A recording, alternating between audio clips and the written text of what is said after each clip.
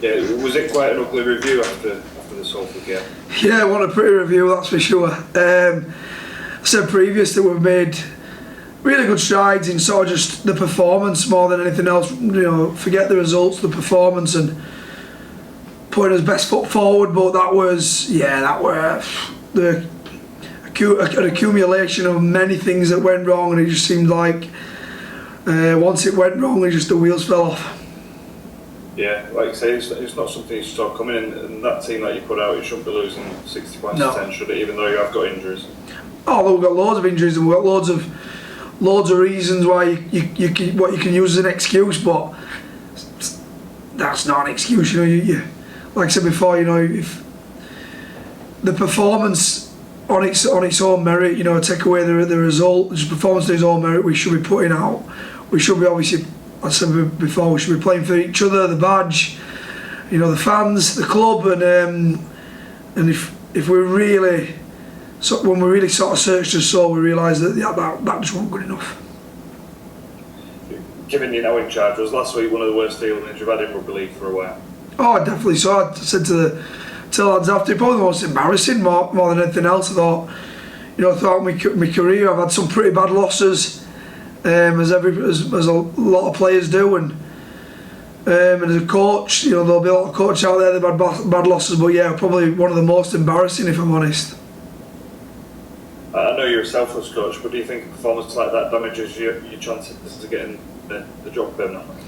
Oh, potentially. Look, if you have a real short-term view on things, and you look at it from that perspective, if you have a long-term view and a medium-term view, you probably don't. But sometimes sport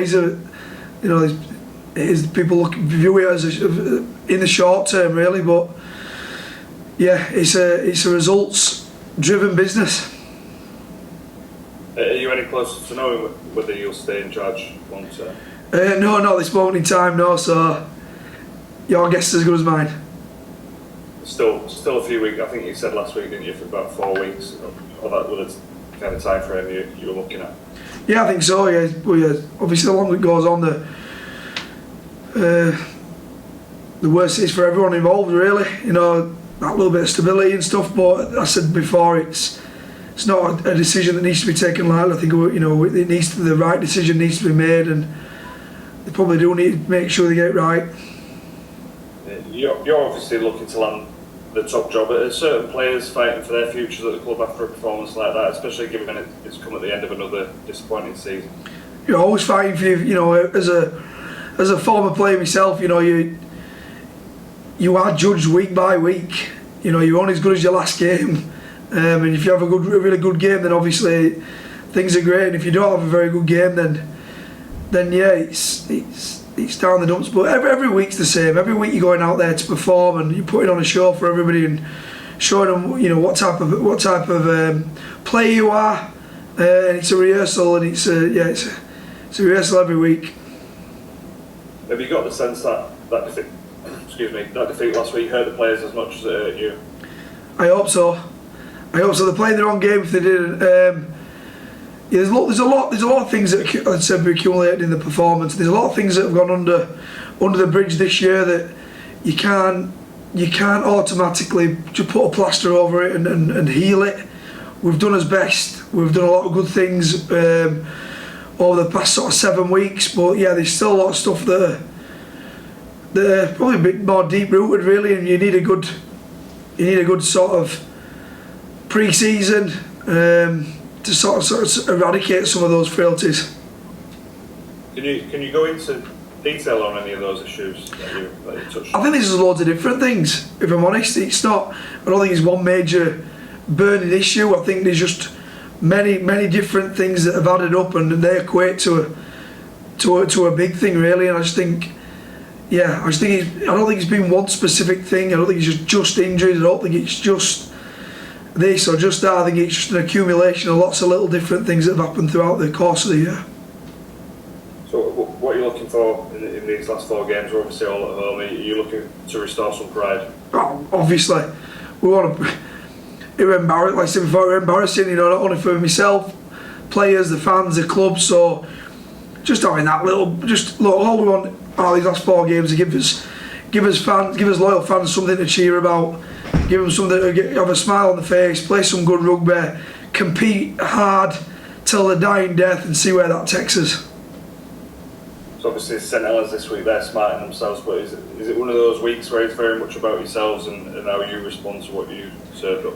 I think they'll be saying the same things as us, you know. I mean, obviously they're in a bit of a different position to us, and they've got still stuff to play for. But I've said before, you've always got something to play for. You're always playing for your self-pride, your family, make them proud, the badge, the club. So we've definitely got something to play for, but we're not kidding ourselves. We've just got to concentrate on our own backyard. Good stuff. Thank you very much, and all the best for the weekend. Thank you. Cheers. Hi Rob, we'll keep you on, pal. Just a little bit on the coaching thing. Richard Fewley said in a piece he did with us last week that the board will meet at the end of August. I'm pretty sure the 29th classes the end of August time. So are you expecting some form of development, whether it's you're on the shortlist, in the next couple of days, or are you already aware of that? No, I'm not aware of that. Yeah, like you, I think I'm expecting it, if I'm honest. And whether it's you're in, you're on the shortlist, or no, you're not.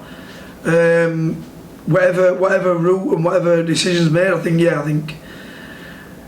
it'll start to come to a head pretty soon. And just on the recruitment front, I know you've touched on this a little bit, but have you been speaking to agents in the last couple of weeks? It's been longer than that now, hasn't it? Regarding potential recruits, because it's not a secret there's a few quota spots available, which implies there will be some more business done. Have you been able to have those conversations with agents? Are they coming to the table? Yeah, there's been a lot of that really, and a lot going on, and obviously I've been in dialogue with the club, and they've been asking my opinion on certain aspects, because they sort of said that whether it's me or whether it's somebody else, there's obviously certain key positions that we need to make sure that we're filling, and the longer that goes on, the more difficult it becomes. So there has been dialogue between myself and the club and agents, and I've been putting my sort of recommendations forward. Just lastly, a name that has cropped up in the press is Jake Granville. I think it's pretty obvious with Adam Milner going that hooker's probably one of those positions. Is he a player of interest, or a player that sort of has been floated about? Oh, he's somebody that's been tossed up. We've had a fair few names tossed up in numerous different positions, and he's one of them. And he's been a fabulous player throughout his career. He's achieved great things. But yeah, he's just been one of few, and like I say, I've made recommendations what I thought were best for the club moving forward, and what's best for this current crop of or current squad, and what I think's best for the future. So what's come of that, I'm not sure yet.